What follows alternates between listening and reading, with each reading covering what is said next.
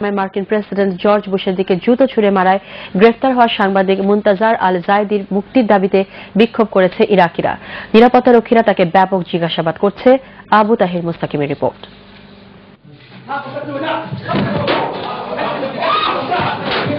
President বুশের দিকে জুতো ছুড়ে মেরে সাংবাদিক মুনতাজার আল জায়েদি হয়তো একথাই বলতে চেয়েছেন, ইরাক মার্কিন সেনাবাহিনীর দখলে থাকলেও তারা পরাজয় মেনে নেননি।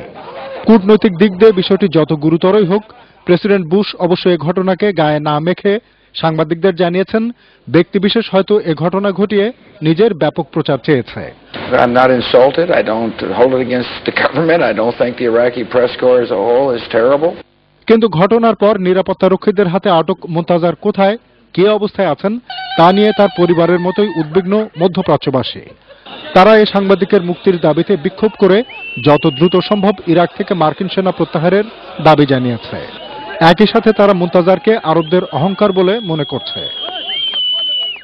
অন্যদিকে এ ঘটনার জন্য মুনতাজারের প্রতিষ্ঠান আল বাগদাদিয়া টেলিভিশনকে ক্ষমা চাওয়ার যে নির্দেশ ইরাকি প্রধানমন্ত্রী নুরি আল মালিকি দিয়েছেন তা প্রত্যাখ্যান করেছে প্রতিষ্ঠানটি।